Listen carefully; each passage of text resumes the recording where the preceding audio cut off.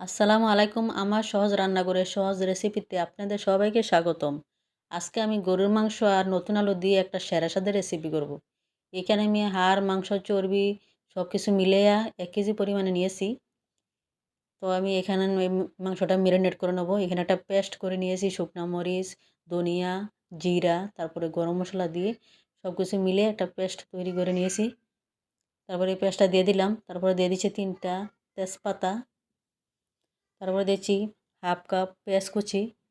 পেঁয়াজগুলো একটু মোটা মোটা করে কেটে দিয়েছি, কিন্তু গরু মাংস রান্না করব। তারপরে দিয়ে দিচ্ছি 1.5 চা চামচ আদা বাটা, 2 চা চামচ রসুন বাটা দিয়ে দেবো। তারপরে দেবো হলুদের গুঁড়া 2 চা চামচ, মরিচের গুঁড়া 1 চা চামচ, যেহেতু শুকনা মরিচ দিয়েছি এখানে।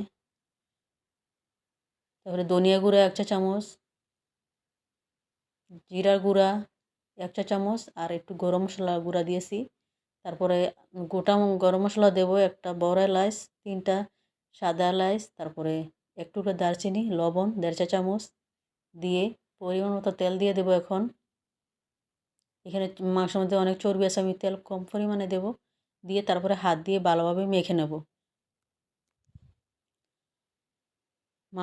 মাংস যদি ম্যারিনেট করা ভালো হয় তাহলে খেতেও ভালো লাগে। প্রতিটা মাংস যেন মশলাটা লেগে যায় এমনভাবে মাখতে হবে। মাখানো হয়ে গেছে, আমি ঢাকনা দিয়ে আধা ঘন্টা রেস্টে রেখে দেবো।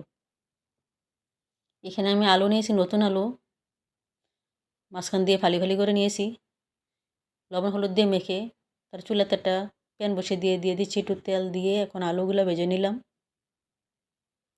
আলুগুলো ভাজা হয়ে গেছে, আমি আলুগুলো এখন উঠিয়ে নিলাম।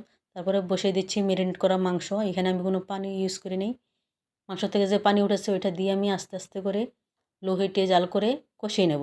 তো ঢাকনা উঠিয়ে আমি এখন একটা নেড়ে ছেড়ে দেবো। তো আমি একটু নেড়ে ছেড়ে দিলাম, তারপরে আবার ঢাকনা দিয়ে ঢেকে দেবো। এভাবে অনেক সম পরিমাণ কষিয়ে নেব মাংসটা। আর গরুর মাংস কষানো ভালো হলেই বেশি টেস্ট হয়, ভালো করে কষাতে হয়। এখন আবার ঢাকনা দিয়ে আমি কিছুক্ষণ কষিয়ে নেব। ঢাকনা উঠিয়ে আমি আবার নেড়ে ছেড়ে দেবো খুন্তি দিয়ে। এখন ভাজা আলুগুলো দিয়ে দেবো। আমি অনেক সময় প্রায় 15-20 মিনিটের মতো কষিয়ে নিয়েছি, তারপরে ভাজা আলুগুলো দিয়েছি, যেহেতু নতুন আলু সিদ্ধ হতে বেশি সময় লাগবে না। ভাজা আলুগুলো দিয়ে আমি এখন একটা খুন্তি দিয়ে একটু নেড়ে ছেড়ে দিলাম।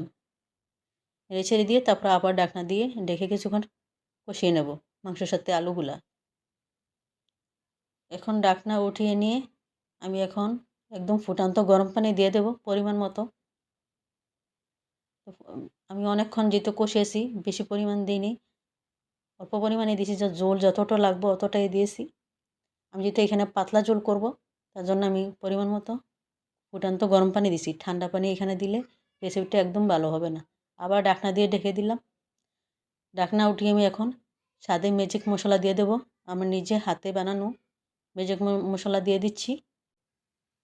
দিয়ে আমি কিছুক্ষণ এইভাবে রান্না করে নিলাম। দেখেন রেসিপিটা কতটা লোভনীয় হয়েছে আর খুবই মজাদার এই রেসিপি। একবার হলে ট্রাই করবেন।